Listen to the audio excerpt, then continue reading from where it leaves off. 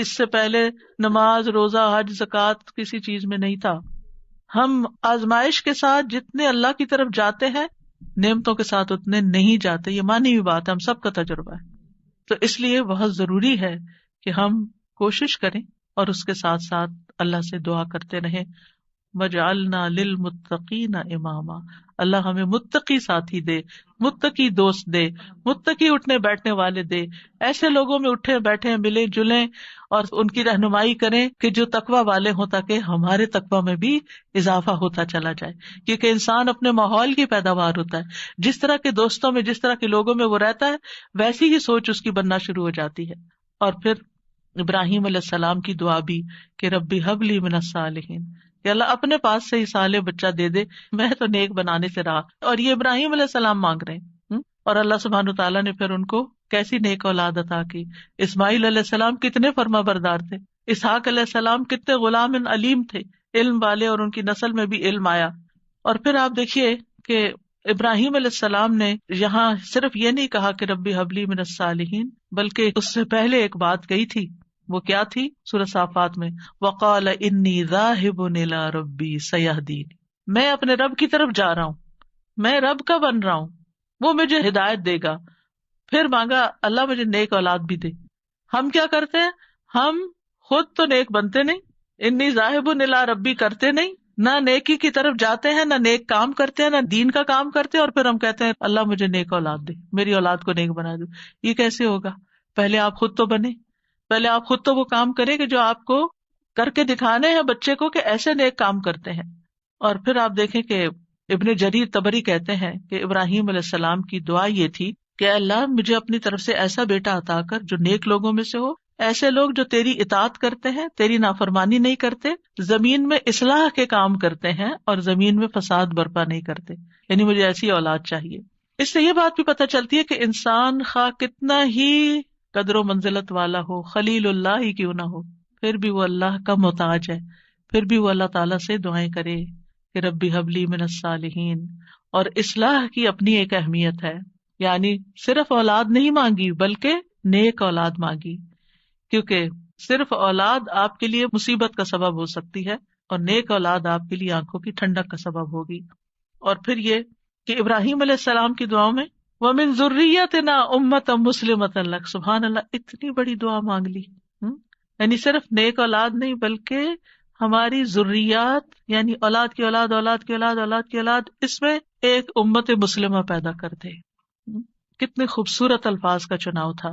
پہلے حبلی کہا، اللہ تحفہ چاہیے تیری طرف سے، ہدیہ چاہیے، ہبہ چاہیے، میں نے کچھ نہیں کیا، مجھے تیری طرف سے عنایت چاہیے کہ تو مجھے ایسا بیٹا عطا کر دے کہ جس کے اندر فطرت میں اندر خیر ہو، اندر نیکی ہو، اور بڑا ہو کے وہ اچھے کام کرے. اور پھر صرف یہ نہیں، وَمِن ذُرِّيَّتِنَا أُمَّةً مُسْلِمَةً لَكَ، اللہ ہماری اولاد میں سے ایسے لوگ پیدا کر جو تیرے فرما بردار ہو، مُسْلِمَةً لَكَ ہوں. اور پھر آپ دیکھیے کہ کس طرح اللہ سبحانہ تعالیٰ نے ابراہیم علیہ السلام کو نوازا. سبحان اللہ، ابو الانبیاء ہے، انبیاء کے باپ ہیں. اور پھر آپ دیکھیے کہ جتنے بھی الہامی مذاہب ہیں، کرسچینٹی ہے یا جوڈازم ہے، اسلام ہے، ان سب کے وہی لیڈر ہیں. اللہ تعالیٰ نے کہا تھا نا، انی جاعلک للناس اماما، یا ابراہیم میں تمہیں لوگوں کا امام بنانے والا ہوں. اور کس طرح پھر اللہ تعالیٰ نے ان کو امام بنایا. پھر اسی طرح اگر اولاد نہ ہوتی ہو تو پھر یہ دعا کرتے ہیں، رب لا تذرنی فردا وانت خیر الوارثین، اے میرے رب تو مجھے اکیلا نہ چھوڑ، تو ہی سب وارثوں میں سے بہتر وارث ہے. یہ زکریا علیہ السلام کی دعا تھی کہ رب لا تذرنی فردا وانت خیر الوارثین. تو اللہ نے دعا قبول کر لی. فاستجبنا لہ ووہبنا لہ یحییٰ، ہبہ ہے یہاں بھی، اور ہم نے اس کو یحییٰ عطا کیا.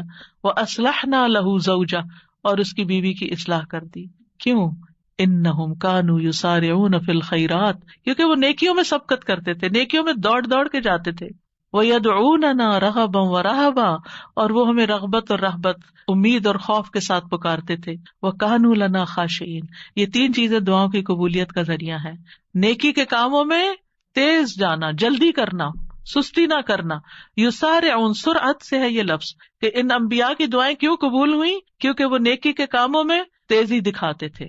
دوسرے دعائیں کرتے تھے، وَيَدْعُونَنَا رَغَبًا وَرَهَبًا، یعنی کوشش بھی کرنی ہے، بھاگنا بھی ہے اللہ کی طرف، اور دوسرے دعائیں کرنی ہے، اور تیسرے تکبر میں نہیں آنا. وَكَانُوا لَنَا خَاشِعِينَ، وہ ہمارے لیے خشوع کرنے والے تھے.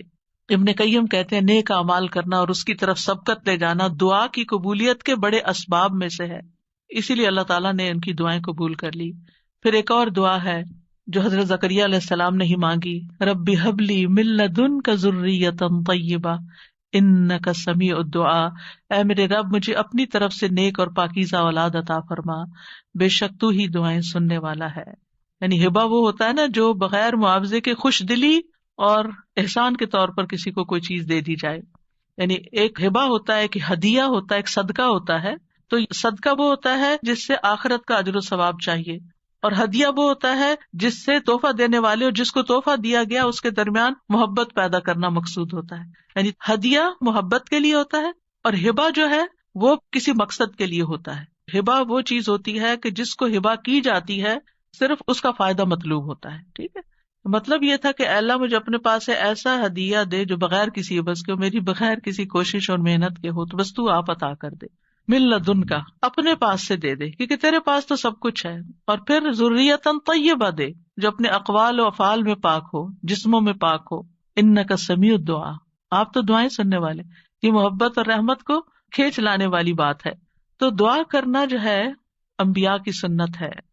اور پھر اللہ کی جگہ یا اللہ کہنے کی بجائے رب بھی کہا گیا ہے، رب کو وسیلہ بنا کر دعا کی گئی ہے. اسی لیے آپ دیکھیں انبیاء کی ساری دعائیں ربنا سے شروع ہوتی ہیں یا ربی سے شروع ہوتی ہیں.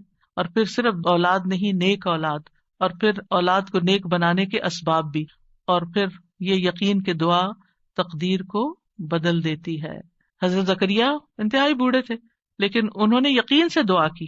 اور پھر ابراہیم علیہ السلام کی دعا، رب اجعلنی مقیم الصلاۃ ومن ذریتی ربنا وتقبل دعا، اے میرے رب مجھے بھی اور میری اولاد کو بھی نماز قائم رکھنے والا بنا. اے میرے رب میری یہ دعا قبول فرما. ربنا اغفر لی ولوالدی وللمؤمنین یوم یقوم الحساب، اے ہمارے رب مجھے اور میرے والدین اور تمام مومنوں کو اس دن معاف فرما دے جب حساب لیا جائے گا. رب اوزعنی ان اشکر نعمتک التی انعمت علی وعلی والدی وان اعمل صالحا ترضاہ واصلح لی فی ذریتی. یہ بھی اولاد کے لیے دعا ہے کہ اللہ میری ذریت کی اصلاح کر دے، میری ذریت کو نیک بنا دے. انی تبت الیک، میں تیری طرف واپس پلٹتا ہوں، توبہ کرتا ہوں. وانی من المسلمین، اور بلا شبہ میں فرما بردار ہوں. اور ربنا وجعلنا مسلمین لک ومن ذریتنا امۃ مسلمۃ لک وارنا مناسکنا وتب علینا انک انت التواب الرحیم. اے ہمارے رب ہم دونوں کو، یعنی ابراہیم اور اسماعیل علیہ السلام نے مانگی تھی دعا، اپنا فرما بردار بنا لے، اور ہماری اولاد میں سے ایک جماعت پیدا کر جو تیری فرما بردار ہو، اور ہمیں اپنی عبادت کے طریقے بتلا اور ہماری توبہ قبول فرما. بے شک تو بڑا توبہ قبول کرنے والا، نہایت رحم کرنے والا ہے. اور پھر آپ دیکھیے کہ کس طرح اللہ سبحانہ وتعالیٰ نے وہ دعا قبول کی، اور محمد صلی اللہ علیہ وسلم ان کی اولاد میں پیدا ہوئے، اور پھر ان سے امت مسلمہ پیدا ہوئی. تو یہ دعا جو ہے اس کی قبولیت میں بہت عرصہ لگا تھا لیکن قبول ہوئی. تو اس لیے انسان کو مایوس نہیں ہونا چاہیے. اور اسی طرح یہ دعا جو مسنون دعا ہے، اللہم انی اعوذ بک من جار السوء ومن زوج تشیبنی قبل المشیب ومن ولد یکون علی ربا یا ربا ومن مال یکون علی عذابا ومن خلیل ماکر عینہ ترانی وقلبہ یرعانی ان رأى حسنۃ دفنها واذا رأى سیئۃ اذاعها. اے اللہ میں تیری پناہ طلب کرتا ہوں برے پڑوسی سے، برا نیبر نہیں ہو، اور ایسے ساتھی سے، زوج سے، شوہر یا بیوی ایک دوسرے کے لیے، جو مجھے بڑھاپے سے پہلے بوڑھا کر دے، یعنی پریشان کر کر کے، اور ایسی اولاد سے جو مجھ پہ آقا بن بیٹھے، یعنی مجھ پہ اپنا حکم چلائے، ایسے مال سے جو میرے لیے عذاب کا باعث بن جائے، یعنی کئی دفعہ مال انسان کے لیے مصیبت بن جاتا ہے، ایسے چال باز دوست سے جس کی آنکھیں مجھے دیکھ رہی ہوں اور جس کا دل میری نگرانی کرتا ہے، یعنی وہ میرے عیبوں کو ہی دیکھتا رہے اور میرے حالات کا جائزہ لیتا رہے، اور وہ میری ہر نیکی کو دباتا جائے اور برائی کو نشر کرے. کچھ ایسے بھی لوگ ہوتے ہیں نا آپ کے آس پاس کہ جو آپ کو اپنا دوست بتاتے ہیں، یعنی آپ کے لیے اپنی دوستی ظاہر کرتے ہیں، لیکن وہ آپ کی ہر نعمت سے جلتے ہیں اور آپ کی ہر خرابی سے خوش ہوتے ہیں اور آپ کے اندر کوئی کمی بیشی ہو تو جا کے دوسروں میں نشر کر دیتے ہیں. تو یہاں 5 چیزوں کی برائی سے بچنے کی دعا کی گئی ہے: برا پڑوسی، بد اخلاق مرد یا عورت، نافرمان اولاد، عذاب بننے والا مال، اور چال باز دوست. بلکہ وہ اپنے رب کو پکارتا رہتا ہے. اور پھر عام طور پر یہ ہوتا ہے کہ ہم اس دعا کو اپنی دعاؤں کا حصہ نہیں بناتے. ہاں، جب اولاد کی طرف سے کوئی تکلیف پہنچتی ہے، جب وہ ہماری کوئی بات نہیں مانتے یا ہمیں ناراض کرتے ہیں، تو پھر ہمیں خیال آتا ہے کہ ہمیں دعا کرنی چاہیے کہ ان کی اصلاح ہو جائے اور یہ سیدھے ہو جائیں اور ہماری آنکھوں کی ٹھنڈک بن جائے. یاد رکھیے، یہ صرف اولاد کے بگاڑ کے وقت کی دعا نہیں ہے، بلکہ ہمیشہ یہ دعا کرتے رہنا چاہیے. اپنی روز مرہ زندگی کی خاص دعاؤں میں اس دعا کو شامل کر لیں. اپنی نمازوں میں، سجدوں میں، قبولیت کے اوقات میں اپنی اولاد کے لیے دعا کریں، کیونکہ اولاد انسان کی محبوب ترین چیزوں میں سے ہے. جن کو اللہ نے اولاد کی نعمت سے نوازا ہے وہ اچھی طرح سمجھ سکتے ہیں کہ ہماری زندگی میں اولاد کا کیا مقام ہے. یعنی جب تک انسان والدین نہیں بنتا، ماں باپ نہیں بنتا، وہ اس بات کو سمجھ ہی نہیں سکتا کہ اولاد کیا چیز ہوتی ہے. کیونکہ انسان زندگی میں مختلف چیزوں سے محبت کرتا ہے، مختلف چیزوں کے ساتھ انسان کا لگاؤ ہوتا ہے، مختلف کام یا مختلف چیزیں اس کو پسند آتی ہیں.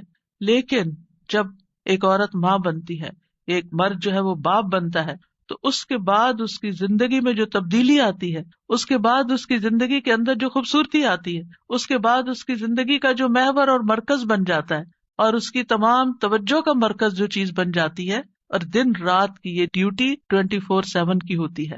یعنی باقی چیزوں سے تو آپ کسی وقت الگ بھی ہو سکتے ہیں، مگر یہ وہ رشتہ ہوتا ہے کہ جس سے آپ پھر مرتے دم تک الگ نہیں ہو سکتے، کیونکہ وہ آپ کے جسم کا ایک حصہ ہوتا ہے. اور اللہ تعالیٰ آپ کے دل میں ہر چیز سے زیادہ ان کے لیے محبت ڈال دیتا ہے، اور ان کی خوشی آپ کو خوش کرتی ہے، اور ان کا دکھ آپ کو دکھی کرتا ہے.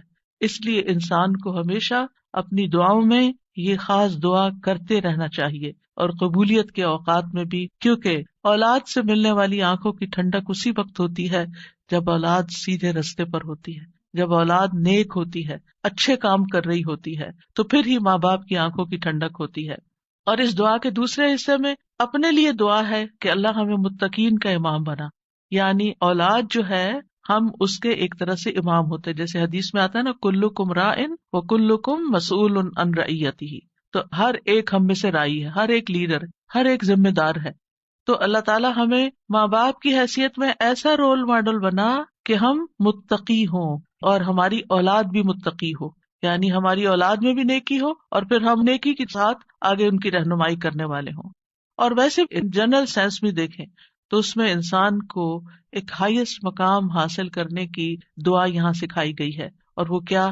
کہ انسان ایسا انسان ہو کہ جسے دیکھ کر لوگ متقی بن جائیں. یعنی دوسرے لفظوں میں یہ کہ نیکیوں میں سبقت کرنے والے ہوں، نیکیوں میں آگے بڑھنے والے ہوں، تاکہ دوسرے لوگ بھی ہمیں دیکھ کر نیک بن جائیں. مثلاً اگر ایک مرد اول وقت میں مسجد میں جا کر نماز پڑھتا ہے تو اس کے بچوں پر اس کا کیا امپریشن ہوگا؟ یعنی اگر باپ ذمہ دار ہے تو بچے بھی دیکھ کر کہیں گے کہ ہاں، ہمیں بھی یہی کام کرنا ہے. کیونکہ بچے ابتدائی زندگی میں خاص طور پر باپ کو، ماں کو بہت فالو کر رہے ہوتے ہیں.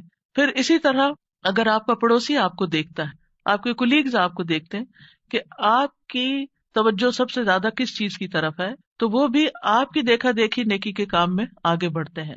آپ صدقہ کرتے ہیں اور کوئی آپ کو دیکھ رہا ہے، آپ کا مقصد نہیں دکھانا، لیکن کسی کو نظر آ جاتا ہے تو آپ کو دیکھ کر وہ بھی شروع کر دیتا ہے. تو آپ اس کے کیا بن گئے؟ امام. یعنی آپ لیڈ کر رہے ہیں، آپ آگے ہیں اور وہ آپ کو فالو کر رہے ہیں. تو ہمیں یہ دعا کرنی چاہیے اپنے لیے کہ اللہ ہمیں نیکی کے کاموں کا امام بنا، متقین کا امام بنا. تو یہاں ہم دیکھتے ہیں کہ یہ عباد الرحمن کی صفات میں سے ایک صفت ہے، اور وہ کہتے ہیں والذین یقولون ربنا ہب لنا. ہب کا لفظ جو ہے یہ ہبہ سے ہے، اور ہبہ کہتے ہیں بلا معاوضہ کوئی چیز دینا. یا رب، ہم نے کچھ کیا نہیں، لیکن تو اپنے پاس سے ہمیں عطا فرما، اپنی خاص رحمت سے ہمیں یہ عطا فرما. من ازواجنا. ازواج کا لفظ جو ہے یہ زوج سے ہے. جن اور حیوانات، ان سب میں نر اور مادہ پایا جاتا ہے جو ہر ایک دوسرے کا زوج کہلاتا ہے. یعنی عورت کے لیے بھی یہ لفظ استعمال ہوتا ہے اور مرد کے لیے بھی استعمال ہوتا ہے. اگر مرد یہ دعا کریں گے تو اپنی بیویوں کے لیے کریں گے کہ ہماری بیویاں ہمارے لیے آنکھوں کی ٹھنڈک ہوں، اور اگر عورتیں یہ دعا کریں گی تو ان کے ازواج ان کے خاوند ہوں گے کہ ان کو ہمارے لیے آنکھوں کی ٹھنڈک بنا۔ اور ذریات سے مراد، ذریت جو ہے صرف اولاد نہیں ہوتی، اولاد کی اولاد بھی ذریت کہلاتی ہے، کیونکہ آپ نے دیکھا ہوگا کہ جب آپ اپنی اولاد کے لیے دعا کرتے ہیں اور وہ کسی قابل ہوتی، بڑی ہوتی، پھر ان کے بچے پیدا ہوتے ہیں، تو بعض اوقات اپنے بچوں سے زیادہ بچوں کے بچے پیارے ہو جاتے ہیں، اور اگر وہ نیک بنتے ہیں تو ہمیں آنکھوں کی ٹھنڈک نصیب ہوتی ہے، اور اگر بچوں کے بچوں میں کوئی بگاڑ آ جائے تو آپ ایکولی دکھ اور تکلیف میں مبتلا ہو جاتے ہیں۔ تو اس لیے یہ بہت جامع دعا ہے کہ ہم صرف اپنے لیے نہیں، اپنے بچوں کے لیے نہیں، بلکہ اپنی نسلوں کے لیے دعا کر رہے ہوتے ہیں۔ تو ربنا ہب لنا من ازواجنا وذریاتنا، اور ذریات میں قرۃ اعین، آنکھوں کی ٹھنڈک۔ آپ کو معلوم ہے کہ آنکھیں ٹھنڈی بھی ہوتی ہیں اور گرم بھی ہوتی ہیں۔ آنکھوں سے جب آنسو بہتے ہیں، خوشی کے آنسو بہیں تو آنکھیں ٹھنڈی ہوتی ہیں، اور اگر غم کے آنسو ہوں تو آنکھیں گرم ہو جاتی ہیں۔ تو آنکھوں کی ٹھنڈک کا مطلب ہے خوشی، مسرت، اور پھر یہ کہ آنکھوں کی ٹھنڈک ہو تو انسان پرسکون رہتا ہے، نیند بھی سکون سے آتی ہے۔ کہ بچوں کی طرف سے اگر انسان کو بے فکری ہو کہ وہ اچھے کام کر رہے ہیں، اچھی جگہ پر ہیں، سیف ہینڈز میں ہیں، تو انسان کے بہت سے غم، دکھ، پریشانیاں ختم ہو جاتی ہیں۔ فرشتے اہل ایمان اور ان کی بیویوں اور بچوں کے لیے دعائیں کرتے ہیں۔ کیا کہتے ہیں؟ ربنا وادخلہم جنات عدن التی وعدتہم ومن صلح من آبائہم وازواجہم وذریاتہم انک انت العزیز الحکیم۔ اے ہمارے رب، اور انہیں ہمیشگی کے باغات میں داخل کر جن کا تو نے ان سے وعدہ کیا تھا، اور ان کے آباء و اجداد اور ان کی بیویوں اور ان کی اولادوں میں سے جو نیک ہوئے ان کو بھی جنت میں داخل کر۔ یعنی یہ فرشتے اہل ایمان کے لیے دعا کرتے ہیں۔ اور جنت میں کوئی بھی کمارا نہیں ہوگا، یعنی جن لوگوں کی دنیا میں شادی نہیں ہوئی ان کو بھی اللہ تعالیٰ جوڑے عطا کرے گا، اور جن کے شوہر پہلے فوت ہو گئے یا بیوی فوت ہو گئی، یا ایک نیک تھا اور ایک جنت میں نہیں گیا، دوسرا جہنم میں چلا گیا، تو ان کو بھی اللہ تعالیٰ وہاں جوڑے عطا کرے گا۔ اور کوئی بھی ایسا نہیں ہوگا کہ جو تنہائی کا شکار ہو، آئسولیشن کا شکار ہو، کیونکہ انسان کی زندگی میں اگر کمپینین ہوتا ہے تو انسان کے لیے سکون کا باعث ہوتا ہے، اور خاص طور پر اگر نیک بیوی ہو۔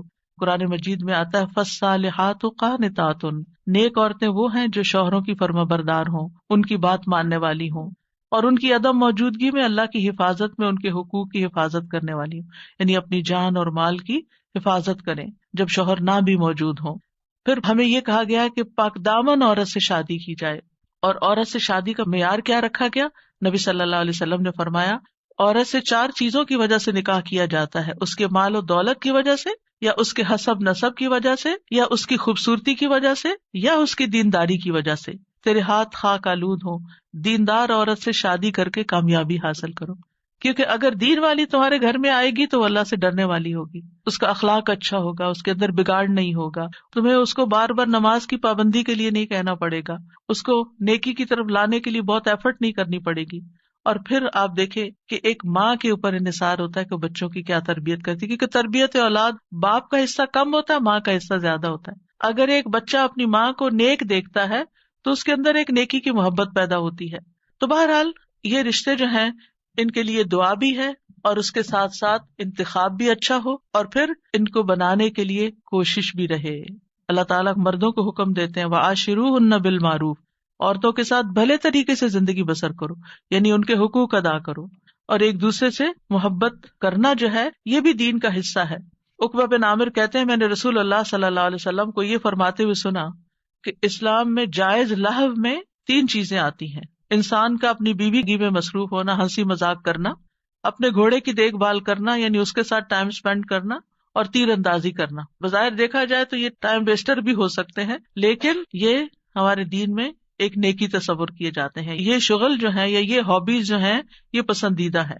پھر یہ ہے کہ شوہر اور بیوی کو ایک دوسرے کا حق ادا کرنا ہے، کیونکہ یہ حقوق اللہ نے ایک دوسرے کے ذمے رکھے ہیں، اور اللہ تعالیٰ قیامت کے دن پوچھے گا۔ بعض اوقات ایک بیوی یہ کہتی ہے کہ میں شوہر کا حق نہیں دیتی کیونکہ وہ بھی میری فلاں بات نہیں مانتا، یا شوہر یہ کہتا ہے میں بیوی کا حق نہیں دیتا کیونکہ میری وہ فلاں بات نہیں مانتی۔ نہیں، جب تک آپ اس رشتے میں ہیں دونوں کو ایک دوسرے کا حق دیتے رہنا چاہیے. اور کیوں دینا چاہیے؟ کہ اللہ کا حکم ہے. اس لیے نہیں کہ شوہر خوش ہوگا یا بیوی خوش ہوگی، اس لیے کہ میرے رب کا حکم ہے، اس لیے مجھے یہ کام کرنا ہے. اور جب آپ رب کو راضی کرتے ہیں تو رب بندوں کو بھی آپ سے راضی کر دیتا ہے. پھر اسی طرح یہ ہے کہ ایک دوسرے سے اچھے اخلاق کے ساتھ پیش آنا. نبی صلی اللہ علیہ وسلم نے فرمایا ایمان کے لحاظ سے کامل مومن وہ ہے جو اخلاق میں سب سے اچھا ہے، اور تم میں سے بہتر شخص وہ ہے جو اپنے گھر والوں کے لیے اچھا ہے. اور ایک روایت میں بیویوں کے لیے اچھا ہے. اس میں آپ دیکھیے کہ لوگ گھر سے باہر تو ہر ایک سے بڑا اچھا اخلاق رکھتے ہیں، لیکن گھر میں منہ بنا کے رکھتے ہیں، تو یہ اچھے اخلاق کی علامت نہیں. اللہ تعالیٰ نے جو کرائیٹیریا دیا ہے وہ کیا ہے کہ سب سے اچھا وہ ہے جس کا گھر میں اخلاق اچھا ہے. پھر اسی طرح یہ ہے کہ بد زبانی نہیں کرنی چاہیے. پھر بیوی کے ذمہ ہے کہ شوہر کی بات ماننے کے علاوہ شوہر کے مال اور اولاد کی حفاظت کرنے والی ہو، ان کو ضائع نہ کرے، صابر و شاکر ہو. شوہر کی ذمہ داری کیا ہے کہ گھر والوں پر خوشی سے خرچ کرے. اور نبی صلی اللہ علیہ وسلم نے فرمایا جو شخص اپنے اوپر خرچ کرتا ہے تاکہ وہ اس کے ذریعے لوگوں سے مانگنے سے بچے، وہ اس کے لیے صدقہ ہے. یعنی آپ اپنی پرسنل نیڈس کے لیے اسپینڈ کرتے ہیں، یہ بھی صدقہ ہے. جو شخص اپنی بیوی اور بچوں اور اپنے گھر والوں پہ خرچ کرتا ہے وہ بھی صدقہ شمار ہو جاتا ہے. یعنی شوہر کے نامہ اعمال میں وہ نیکی لکھی جاتی ہے کہ یہ اپنی بیوی پر بچوں پر خرچ کرنے والا ہے. پھر اسی طرح اچھے گزران کا اصول کیا ہے کہ ایک دوسرے کی اچھی عادتوں پر نظر رکھی جائے اور بری عادتوں کو اگنور کیا جائے. اگر ہم نے یہ ایکویشن بدلی کہ بری عادتوں کو ہر وقت ہائی لائٹ کیا، تم یہ نہیں کرتی، تم یہ نہیں کرتے، تم یہ نہیں کرتی، تم یہ نہیں کرتے، تو پھر زندگی جہنم بن سکتی ہے. کیونکہ ہر وقت اگر انسان اسی میں کڑتا رہے کہ اس شخص میں کیا خرابی ہے، کیا نہیں ہے، کیا کون سی برائی ہے، کون سی غلط عادت ہے، اور اسی پر لڑائی جھگڑا کرتا رہے، تو زندگی میں انجوائمنٹ نہیں رہتی. بلکہ اس کے برعکس نبی صلی اللہ علیہ وسلم نے یہ فرمایا کوئی مومن شخص کسی مومن عورت سے بغض نہ رکھے، یعنی بیوی سے نفرت نہیں کرنی چاہیے. اگر عورت کی ایک عادت ناپسند ہوگی تو کوئی دوسری عادت پسند ہوگی. تو کیا مطلب ہے کہ ناپسند بات کو چھوڑو، جو پسندیدہ ہے اس پر نظر رکھو. پھر جو ہماری دعاؤں میں رونا ہوتا ہے، اور پھر جو ہماری دعاؤں میں اخلاص ہوتا ہے، اور پھر جو ہماری دعاؤں میں اصرار ہوتا ہے اور تکرار ہوتا ہے اور ہمارا تڑپنا ہوتا ہے، وہ اس سے پہلے نماز، روزہ، حج، زکوٰۃ کسی چیز میں نہیں تھا. ہم آزمائش کے ساتھ جتنے اللہ کی طرف جاتے ہیں نعمتوں کے ساتھ اتنے نہیں جاتے. یہ مانی ہوئی بات ہے، ہم سب کا تجربہ ہے. تو اس لیے بہت ضروری ہے کہ ہم کوشش کریں اور اس کے ساتھ ساتھ اللہ سے دعا کرتے رہیں وَجْعَلْنَا لِلْمُتَّقِينَ إِمَامًا. اللہ ہمیں متقی ساتھی دے، متقی دوست دے، متقی اٹھنے بیٹھنے والے دے. ایسے لوگوں میں اٹھے بیٹھے ملے جلیں اور ان کی رہنمائی کریں کہ جو تقوی والے ہوں، تاکہ ہمارے تقوی میں بھی اضافہ ہوتا چلا جائے. کیونکہ انسان اپنے ماحول کی پیداوار ہوتا ہے. جس طرح کے دوستوں میں، جس طرح کے لوگوں میں وہ رہتا ہے، ویسی ہی سوچ اس کی بننا شروع ہو جاتی ہے. اور پھر ابراہیم علیہ السلام کی دعا بھی کہ ربی ہب لی من الصالحین، کہ اللہ اپنے پاس سے ہی صالح بچہ دے دے، میں تو نیک بنانے سے رہا. اور یہ ابراہیم علیہ السلام مانگ رہے ہیں، اور اللہ سبحانہ وتعالیٰ نے پھر ان کو کیسی نیک اولاد عطا کی. اسماعیل علیہ السلام کتنے فرما بردار تھے، اسحاق علیہ السلام کتنے غلام علیم تھے، علم والے، اور ان کی نسل میں بھی علم آیا. اور پھر آپ دیکھیے کہ ابراہیم علیہ السلام نے یہاں صرف یہ نہیں کہا کہ ربی حبلی من الصالحین، بلکہ اس سے پہلے ایک بات کہی تھی. وہ کیا تھی؟ سورہ صافات میں وقال انی ذاہب الی ربی سیہدین، میں اپنے رب کی طرف جا رہا ہوں، میں رب کا بن رہا ہوں، وہ مجھے ہدایت دے گا. پھر مانگا اللہ مجھے نیک اولاد بھی دے. ہم کیا کرتے ہیں؟ ہم خود تو نیک بنتے نہیں، انی ذاہب الی ربی کرتے نہیں، نہ نیکی کی طرف جاتے ہیں، نہ نیک کام کرتے ہیں، نہ دین کا کام کرتے ہیں، اور پھر ہم کہتے ہیں اللہ مجھے نیک اولاد دے، میری اولاد کو نیک بنا دو. یہ کیسے ہوگا؟ پہلے آپ خود تو بنے، پہلے آپ خود تو وہ کام کریں کہ جو آپ کو کر کے دکھانے ہیں بچے کو کہ ایسے نیک کام کرتے ہیں. اور پھر آپ دیکھیں کہ ابن جریر طبری کہتے ہیں کہ ابراہیم علیہ السلام کی دعا یہ تھی کہ اللہ مجھے اپنی طرف سے ایسا بیٹا عطا کر جو نیک لوگوں میں سے ہو، ایسے لوگ جو تیری اطاعت کرتے ہیں، تیری نافرمانی نہیں کرتے، زمین میں اصلاح کے کام کرتے ہیں اور زمین میں فساد برپا نہیں کرتے. یعنی مجھے ایسی اولاد چاہیے. اس سے یہ بات بھی پتہ چلتی ہے کہ انسان خواہ کتنا ہی قدر و منزلت والا ہو، خلیل اللہ ہی کیوں نہ ہو، پھر بھی وہ اللہ کا محتاج ہے. پھر بھی وہ اللہ تعالیٰ سے دعائیں کرے کہ ربی حبلی من الصالحین. اور اصلاح کی اپنی ایک اہمیت ہے، یعنی صرف اولاد نہیں مانگی بلکہ نیک اولاد مانگی، کیونکہ صرف اولاد آپ کے لیے مصیبت کا سبب ہو سکتی ہے اور نیک اولاد آپ کے لیے آنکھوں کی ٹھنڈک کا سبب ہوگی. اور پھر یہ کہ ابراہیم علیہ السلام کی دعاؤں میں وَمِن ذُرِّيَّتِنَا أُمَّةً مُسْلِمَةً لَكَ، سبحان اللہ، اتنی بڑی دعا مانگ لی. یعنی صرف نیک اولاد نہیں بلکہ ہماری ذریات، یعنی اولاد کی اولاد، اولاد کی اولاد، اولاد کی اولاد، اس میں ایک امت مسلمہ پیدا کر دے. کتنے خوبصورت الفاظ کا چناؤ تھا. پہلے حبلی کہا، اللہ تحفہ چاہیے تیری طرف سے، ہدیہ چاہیے، ہبہ چاہیے، میں نے کچھ نہیں کیا، مجھے تیری طرف سے عنایت چاہیے کہ تو مجھے ایسا بیٹا عطا کر دے کہ جس کے اندر فطرت میں اندر خیر ہو، اندر نیکی ہو، اور بڑا ہو کے وہ اچھے کام کرے. اور پھر صرف یہ نہیں، وَمِن ذُرِّيَّتِنَا أُمَّةً مُسْلِمَةً لَكَ، اللہ ہماری اولاد میں سے ایسے لوگ پیدا کر جو تیرے فرما بردار ہو، مُسْلِمَةً لَكَ ہوں. اور پھر آپ دیکھیے کہ کس طرح اللہ سبحانہ وتعالیٰ نے ابراہیم علیہ السلام کو نوازا. سبحان اللہ، ابو الانبیاء ہے، انبیاء کے باپ ہیں. اور پھر آپ دیکھیے کہ جتنے بھی الہامی مذاہب ہیں، کرسچینٹی ہے یا جوڈازم ہے، اسلام ہے، ان سب کے وہی لیڈر ہیں. اللہ تعالیٰ نے کہا تھا نا، انی جاعلک للناس اماما، یا ابراہیم میں تمہیں لوگوں کا امام بنانے والا ہوں. اور کس طرح پھر اللہ تعالیٰ نے ان کو امام بنایا. پھر اسی طرح اگر اولاد نہ ہوتی ہو تو پھر یہ دعا کرتے ہیں، رب لا تذرنی فردا وانت خیر الوارثین، اے میرے رب تو مجھے اکیلا نہ چھوڑ، تو ہی سب وارثوں میں سے بہتر وارث ہے. یہ زکریا علیہ السلام کی دعا تھی کہ رب لا تذرنی فردا وانت خیر الوارثین. تو اللہ نے دعا قبول کر لی. فاستجبنا لہ ووہبنا لہ یحییٰ، ہبہ ہے یہاں بھی، اور ہم نے اس کو یحییٰ عطا کیا. واصلحنا لہ زوجہ، اور اس کی بیوی کی اصلاح کر دی. کیوں؟ انہم کانوا یسارعون فی الخیرات، کیونکہ وہ نیکیوں میں سبقت کرتے تھے، نیکیوں میں دوڑ دوڑ کے جاتے تھے. وَيَدْعُونَنَا رَغَبًا وَرَهَبًا، اور وہ ہمیں رغبت اور رہبت، امید اور خوف کے ساتھ پکارتے تھے. وَكَانُوا لَنَا خَاشِعِينَ، یہ تین چیزیں دعاؤں کی قبولیت کا ذریعہ ہے. نیکی کے کاموں میں تیز جانا، جلدی کرنا، سستی نہ کرنا. یسارعون، سرعت سے ہے یہ لفظ، کہ ان انبیاء کی دعائیں کیوں قبول ہوئی؟ کیونکہ وہ نیکی کے کاموں میں تیزی دکھاتے تھے. دوسرے دعائیں کرتے تھے، وَيَدْعُونَنَا رَغَبًا وَرَهَبًا، یعنی کوشش بھی کرنی ہے، بھاگنا بھی ہے اللہ کی طرف، اور دوسرے دعائیں کرنی ہے، اور تیسرے تکبر میں نہیں آنا. وَكَانُوا لَنَا خَاشِعِينَ، وہ ہمارے لیے خشوع کرنے والے تھے. ابن قیم کہتے ہیں نیک اعمال کرنا اور اس کی طرف سبقت لے جانا دعا کی قبولیت کے بڑے اسباب میں سے ہے. اسی لیے اللہ تعالیٰ نے ان کی دعائیں قبول کر لی. پھر ایک اور دعا ہے جو حضرت زکریا علیہ السلام نے ہی مانگی، رب ہب لی من لدنک ذریۃ طیبہ انک سمیع الدعاء، اے میرے رب مجھے اپنی طرف سے نیک اور پاکیزہ اولاد عطا فرما، بے شک تو ہی دعائیں سننے والا ہے. یعنی ہبہ وہ ہوتا ہے نا جو بغیر معاوضے کے خوش دلی اور احسان کے طور پر کسی کو کوئی چیز دے دی جائے. یعنی ایک ہبہ ہوتا ہے کہ ہدیہ ہوتا ہے، ایک صدقہ ہوتا ہے. تو صدقہ وہ ہوتا ہے جس سے آخرت کا اجر و ثواب چاہیے، اور ہدیہ وہ ہوتا ہے جس سے تحفہ دینے والے اور جس کو تحفہ دیا گیا اس کے درمیان محبت پیدا کرنا مقصود ہوتا ہے. یعنی ہدیہ محبت کے لیے ہوتا ہے، اور ہبہ جو ہے وہ کسی مقصد کے لیے ہوتا ہے. ہبہ وہ چیز ہوتی ہے کہ جس کو ہبہ کی جاتی ہے صرف اس کا فائدہ مطلوب ہوتا ہے. ٹھیک ہے، مطلب یہ تھا کہ اللہ مجھے اپنے پاس سے ایسا ہدیہ دے جو بغیر کسی بس کے، میری بغیر کسی کوشش اور محنت کے ہو، تو بس تو آپ عطا کر دے.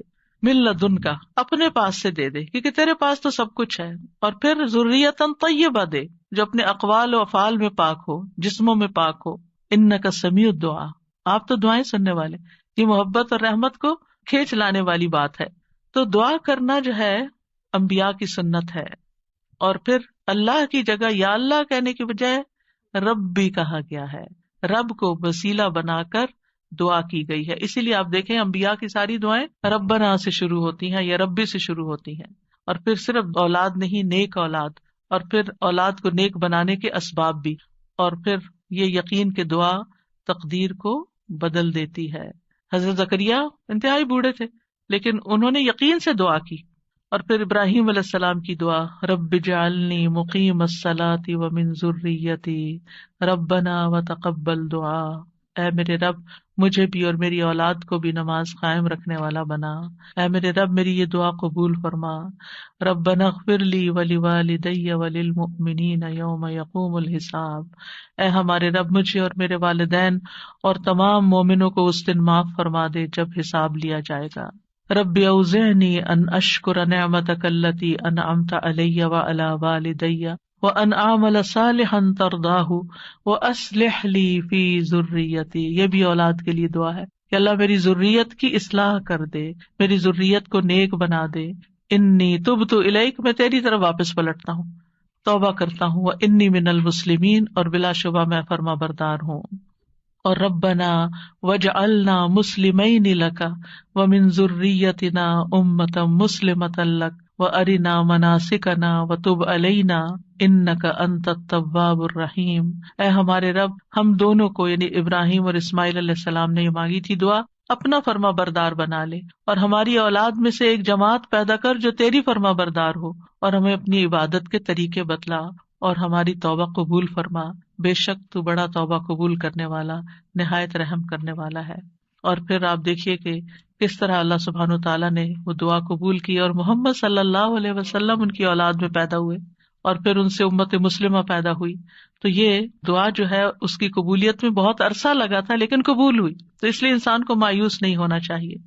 اور اسی طرح یہ دعا جو مسنون دعا ہے، اللہم انی اعوذ بک من جار السوء ومن زوج تشیبنی قبل المشیب ومن ولد یکون علی ربا ومن مال یکون علی عذابا ومن خلیل ماکر عینہ ترانی وقلبہ یرعانی ان رأى حسنۃ دفنها واذا رأى سیئۃ اذاعها.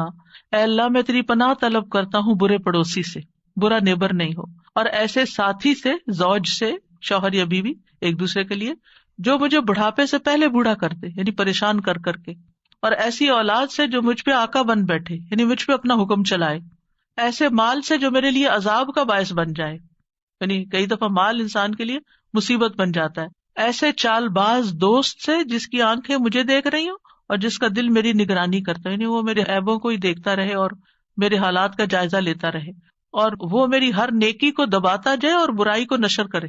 کچھ ایسے بھی لوگ ہوتے ہیں نا آپ کے آس پاس کہ جو آپ کو اپنا دوست بتاتے ہیں، یعنی آپ کے لیے اپنی دوستی ظاہر کرتے ہیں، لیکن وہ آپ کی ہر نعمت سے جلتے ہیں اور آپ کی ہر خرابی سے خوش ہوتے ہیں، اور آپ کے اندر کوئی کمی بیشی ہو تو جا کے دوسروں میں نشر کر دیتے ہیں.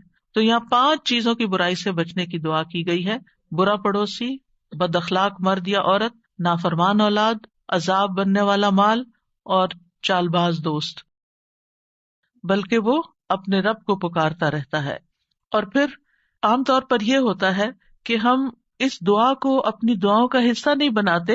ہاں، جب اولاد کی طرف سے کوئی تکلیف پہنچتی ہے، جب وہ ہماری کوئی بات نہیں مانتے یا ہمیں ناراض کرتے ہیں، تو پھر ہمیں خیال آتا ہے کہ ہمیں دعا کرنی چاہیے کہ ان کی اصلاح ہو جائے اور یہ سیدھے ہو جائیں اور ہماری آنکھوں کی ٹھنڈک بن جائے. یاد رکھیے، یہ صرف اولاد کے بگاڑ کے وقت کی دعا نہیں ہے، بلکہ ہمیشہ یہ دعا کرتے رہنا چاہیے. اپنی روزمرہ زندگی کی خاص دعاؤں میں اس دعا کو شامل کر لیں.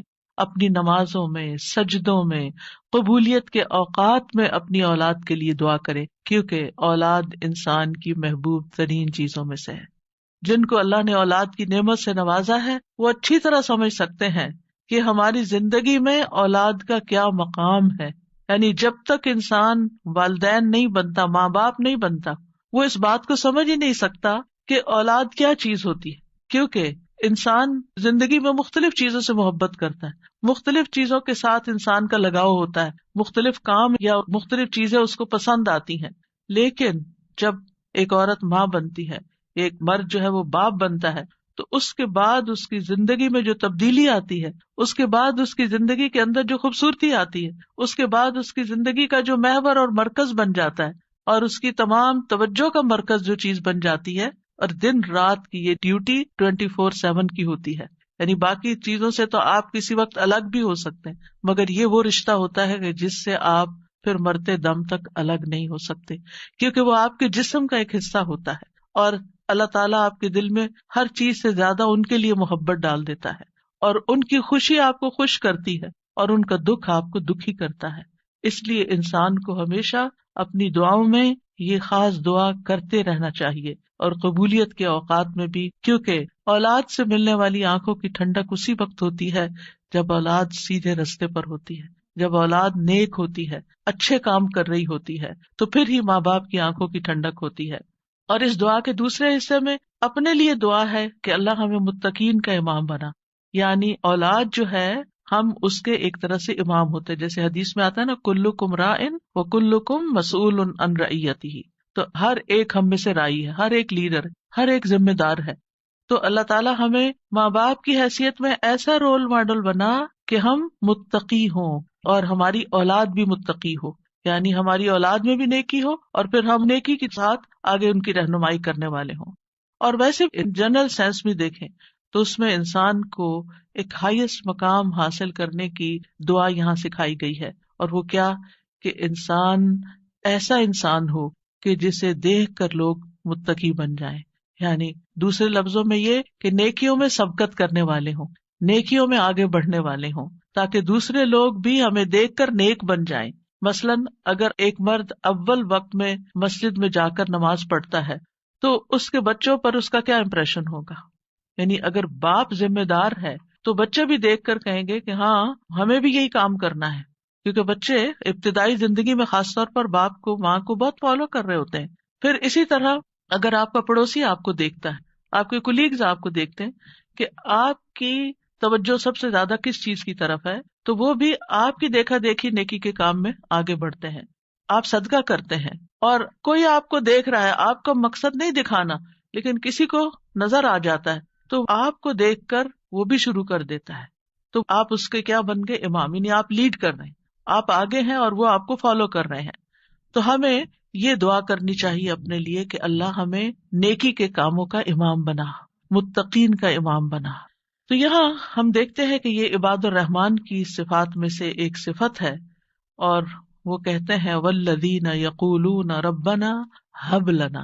ہب کا لفظ جو ہے یہ ہبہ سے ہے، اور ہبہ کہتے ہیں بلا معاوضہ کوئی چیز دینا. یا رب ہم نے کچھ کیا نہیں، لیکن تو اپنے پاس سے ہمیں عطا فرما، اپنی خاص رحمت سے ہمیں یہ عطا فرما. من ازواجنا، ازواج کا لفظ جو ہے یہ زوج سے ہے. جن اور حیوانات ان سب میں نر اور مادہ پایا جاتا ہے جو ہر ایک دوسرے کا زوج کہلاتا ہے. یعنی عورت کے لیے بھی یہ لفظ استعمال ہوتا ہے اور مرد کے لیے بھی استعمال ہوتا ہے. اگر مرد یہ دعا کریں گے تو اپنی بیویوں کے لیے کریں گے کہ ہماری بیویاں ہمارے لیے آنکھوں کی ٹھنڈک ہوں، اور اگر عورتیں یہ دعا کریں گی تو ان کے ازواج ان کے خاوند ہوں گے کہ ان کو ہمارے لیے آنکھوں کی ٹھنڈک بنا. اور ذریات سے مراد ذریت جو ہے صرف اولاد نہیں ہوتی، اولاد کی اولاد بھی ذریت کہلاتی ہے.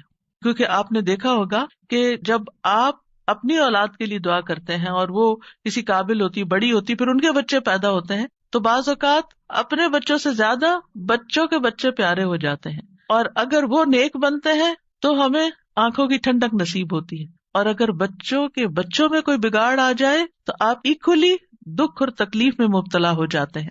تو اس لیے یہ بہت جامع دعا ہے کہ ہم صرف اپنے لیے نہیں، اپنے بچوں کے لیے نہیں، بلکہ اپنی نسلوں کے لیے دعا کر رہے ہوتے ہیں. تو ربنا ہب لنا من ازواجنا وذریاتنا، اور ذریات میں قرۃ اعین، آنکھوں کی ٹھنڈک. آپ کو معلوم ہے کہ آنکھیں ٹھنڈی بھی ہوتی ہیں اور گرم بھی ہوتی ہیں. آنکھوں سے جب آنسو بہتے ہیں، خوشی کے آنسو بہیں تو آنکھیں ٹھنڈی ہوتی ہیں، اور اگر غم کے آنسو ہو تو آنکھیں گرم ہو جاتی ہیں. تو آنکھوں کی ٹھنڈک کا مطلب ہے خوشی، مسرت. اور پھر یہ کہ آنکھوں کی ٹھنڈک ہو تو انسان پرسکون رہتا ہے، نیند بھی سکون سے آتی ہے.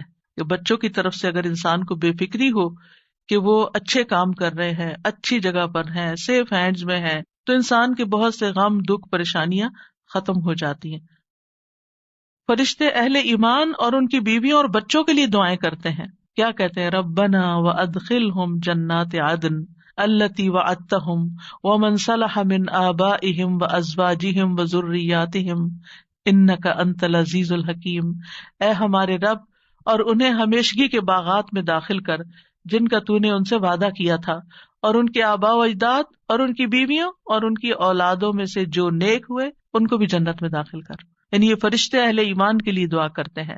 اور جنت میں کوئی بھی کمارا نہیں ہوگا، یعنی جن لوگوں کی دنیا میں شادی نہیں ہوئی ان کو بھی اللہ تعالیٰ جوڑے عطا کرے گا، اور جن کے شوہر پہلے فوت ہو گئے یا بیوی فوت ہو گئی، یا ایک نیک تھا اور ایک جنت میں نہیں گیا، دوسرا جہنم میں چلا گیا، تو ان کو بھی اللہ تعالیٰ وہاں جوڑے عطا کرے گا.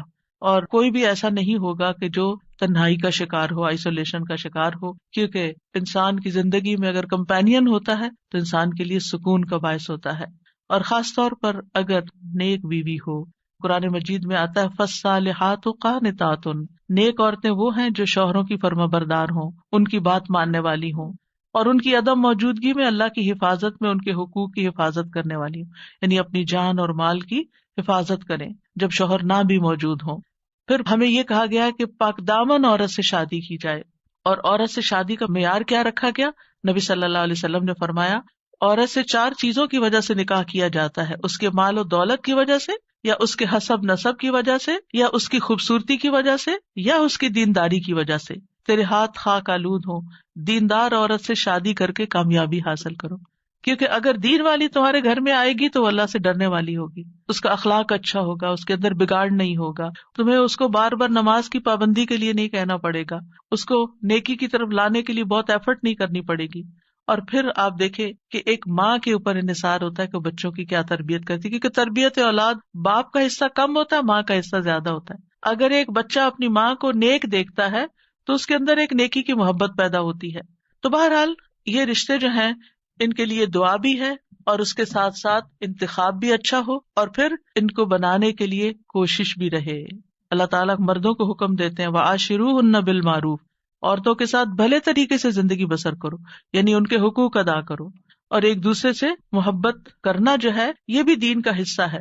عقبہ بن عامر کہتے ہیں میں نے رسول اللہ صلی اللہ علیہ وسلم کو یہ فرماتے ہوئے سنا کہ اسلام میں جائز لہو میں 3 چیزیں آتی ہیں: انسان کا اپنی بیوی کے ساتھ دل لگی میں مصروف ہونا، ہنسی مذاق کرنا، اپنے گھوڑے کی دیکھ بھال کرنا یعنی اس کے ساتھ ٹائم سپینڈ کرنا، اور تیر اندازی کرنا۔ بظاہر دیکھا جائے تو یہ ٹائم ویسٹر بھی ہو سکتے ہیں، لیکن یہ ہمارے دین میں ایک نیکی تصور کیے جاتے ہیں۔ یہ شغل جو ہے یا یہ ہابیز جو ہیں یہ پسندیدہ ہے۔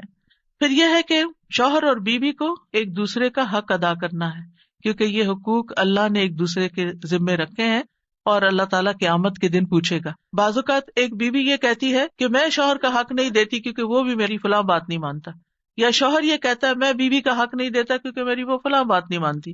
نہیں، جب تک آپ اس رشتے میں ہیں دونوں کو ایک دوسرے کا حق دیتے رہنا چاہیے۔ اور کیوں دینا چاہیے؟ کہ اللہ کا حکم ہے، اس لیے نہیں کہ شوہر خوش ہوگا یا بیوی خوش ہوگی، اس لیے کہ میرے رب کا حکم ہے، اس لیے مجھے یہ کام کرنا ہے۔ اور جب آپ رب کو راضی کرتے ہیں تو رب بندوں کو بھی آپ سے راضی کر دیتا ہے۔ پھر اسی طرح یہ ہے کہ ایک دوسرے سے اچھے اخلاق کے ساتھ پیش آنا۔ نبی صلی اللہ علیہ وسلم نے فرمایا ایمان کے لحاظ سے کامل مومن وہ ہے جو اخلاق میں سب سے اچھا ہے، اور تم میں سے بہتر شخص وہ ہے جو اپنے گھر والوں کے لیے اچھا ہے۔ اور ایک روایت